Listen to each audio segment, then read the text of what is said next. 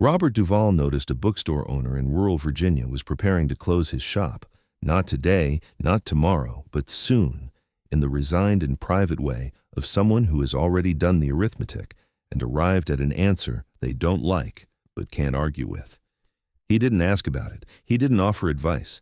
He just bought books and made one phone call from the parking lot before he drove home.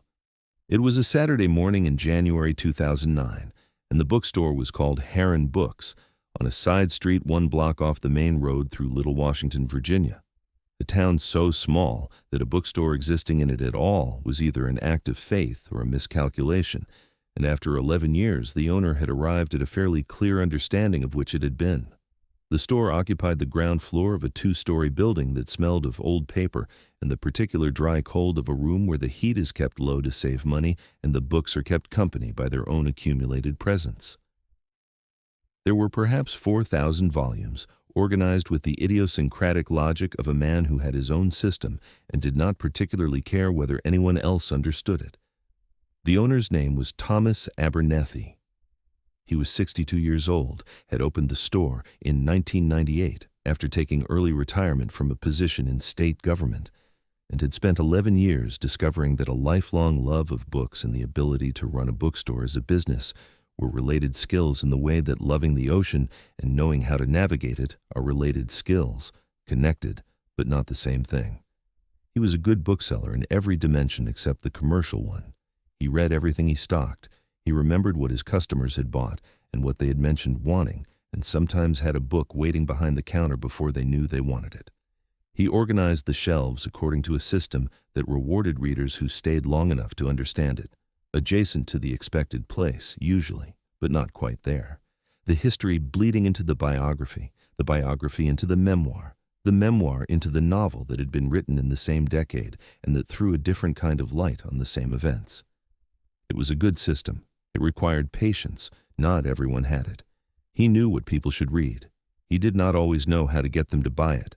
By January 2009, the arithmetic had become unavoidable.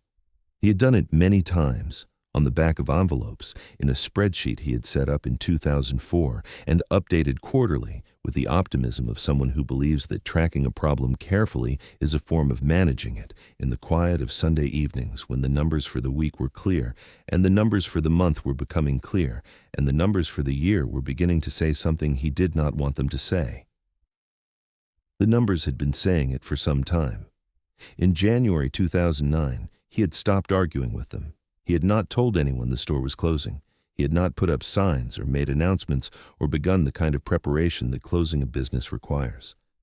He had simply arrived, over the previous several months, at a private understanding that March was probably the end, and had been spending the intervening time in the store the way a person spends time in a place they know they are leaving, with a quality of attention that is different from ordinary attention, more careful and more deliberate, the attention of someone who is trying to remember something before it goes. Duvall had been to Heron Books twice before, once in the summer, once the previous autumn. He liked the store for reasons he had not examined particularly. It had the quality of a place assembled by someone with genuine opinions rather than commercial calculation, which was increasingly rare. He pushed the door open at 9:40 on a Saturday and found Thomas Abernethy behind the counter, doing what he did on quiet Saturday mornings, which was reading. He nodded. Thomas nodded. Duvall went to the shelves.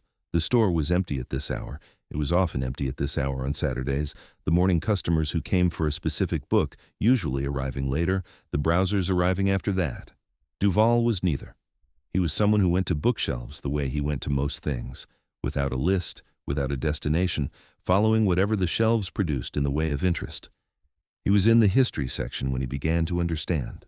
It was not any single thing. It was the accumulation of small observations over the first 40 minutes, the way Thomas straightened a shelf with the particular care of someone who has recently become interested in the exact condition of things that are about to be left behind. The handwritten inventory list on the counter that was not a to-do list, but a what remains list. The boxes in the back corner, folded flat, not yet assembled but present in a way that flat boxes in a corner are present when a room is preparing to change. Duvall stayed in the history section for a while longer than the history section strictly required. He was not reading. He was doing the thing he did in rooms when he had noticed something and was deciding whether the noticing required action, occupying the room with enough patience for the decision to arrive on its own schedule rather than forcing it. He had learned over a long life that the decisions that arrived under pressure were less reliable than the ones that arrived in their own time. He gave this one its time. He was not a fast browser.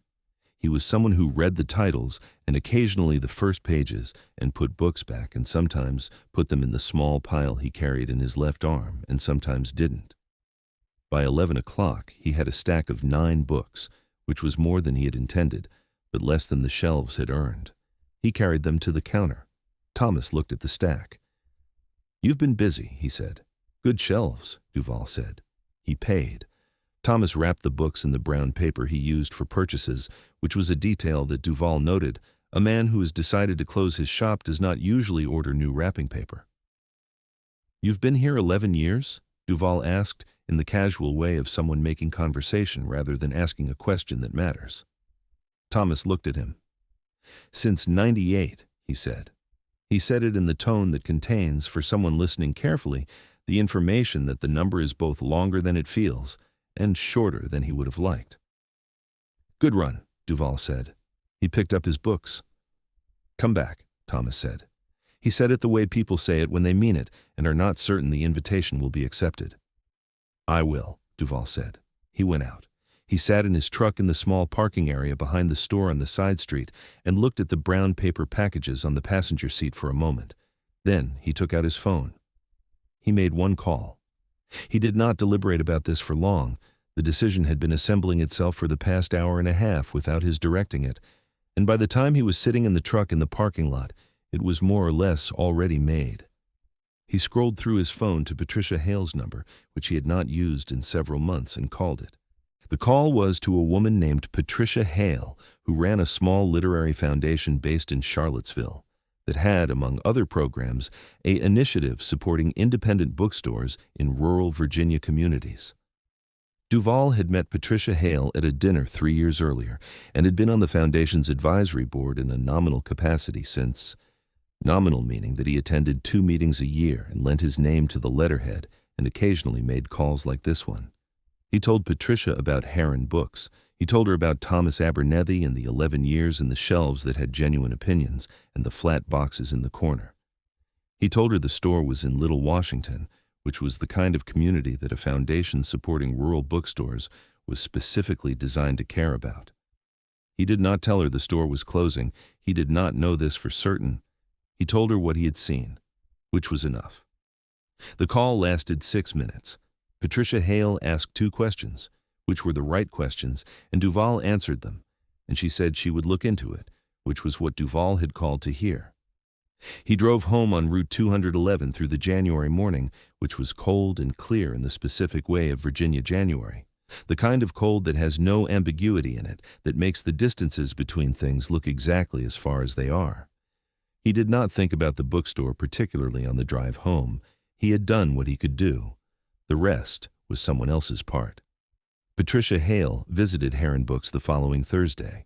She introduced herself to Thomas Abernethy as someone from the Charlottesville Foundation who was identifying bookstores in rural communities for a new support program.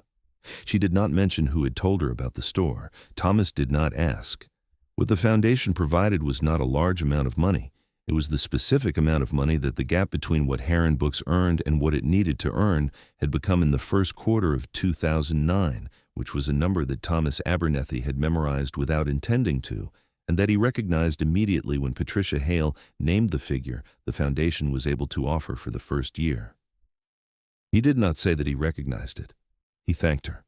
He signed the agreement she had brought. He shook her hand. After she left, he stood at the counter for a while without doing anything in particular. It was enough to cover the gap between what the store earned and what it needed to earn to stay open, for a period that was initially 1 year and was renewed 3 times. Enough to let Thomas Abernethy keep the doors open until he was ready to close them on his own terms, which happened in March 2013, 4 years after the Saturday morning in January when a man had bought 9 books and made a phone call from the parking lot. Thomas Abernethy retired a second time in the spring of 2013. He is 77 years old now. He lives 4 miles from where Heron Books used to be, in a house with more books in it than most public libraries. He has told the story of the foundation grant to a handful of people over the years. His sister, a former colleague, a friend from the state government days who called when the store finally closed. He had wondered occasionally, in the years the foundation support was running, wondered who had noticed, and how and why they had bothered, and what it was about his store that had produced the call when thousands of stores like his were closing without anyone making one. He had not arrived at an answer, and after a while he had stopped looking for one, and had simply received the support as what it was, an unexpected extension of something he had believed in, granted by someone who had believed in it too, and whose identity was not necessary information for the gratitude to be real. He did not know for 8 years who had made the call. He found out in 2017 when Patricia Hale mentioned it in the context of an unrelated conversation, not as a revelation, just as a passing reference, the name offered with the assumption that Thomas already knew. He did not already know. He sat with the information for a moment in the particular way of someone receiving something that reconfigures a small portion of a decade of their life. The 9 books had cost him $43 and some change. He has thought about them since, about the specific selection which he has tried to reconstruct from memory and cannot quite, about whether the man had chosen them because he wanted them or because the shelves deserved to be purchased from. Both, probably. The two things are not mutually exclusive. He has arrived at the understanding that being bought from and being bought for are sometimes the same transaction, and that the person doing the buying does not always need to choose between them. About the man who browsed his history shelves for an hour, paid for brown paper packages, said, "Come back," and then sat in the parking lot and made a call. He has thought about what it means to see something a person is not saying, and respond to what they are not saying rather than waiting for them to say it. He has not reached a conclusion that satisfies him completely. He is not sure a satisfying conclusion is available. Some things, he has found, are better carried than resolved. He still goes to bookstores when he travels, not as a habit exactly, but as a reflex, the reflex of someone who has spent 11 years in one and who cannot enter a new town without looking for the kind of side street that bookstores tend to occupy. He finds them less often than he used to. He is not surprised by this. He is not resigned to it either. He is simply someone who keeps looking, because the alternative is to stop, and stopping has never seemed like the right answer to a problem whose solution is still possible. The 9 books are still in his house. He has read all of them. He keeps them on a shelf in the room he uses as a study, not separated from the others, not marked in any way. They are just books on a shelf, which is what they were always supposed to be. If this story reminded you that sometimes the most important thing is noticing what someone is not saying and responding to it anyway, subscribe, leave a comment, and hit the notification bell. More stories about who Robert Duvall really was, in the quiet moments between everything else, are coming every single week. Hit subscribe and ring the bell so you don't miss one.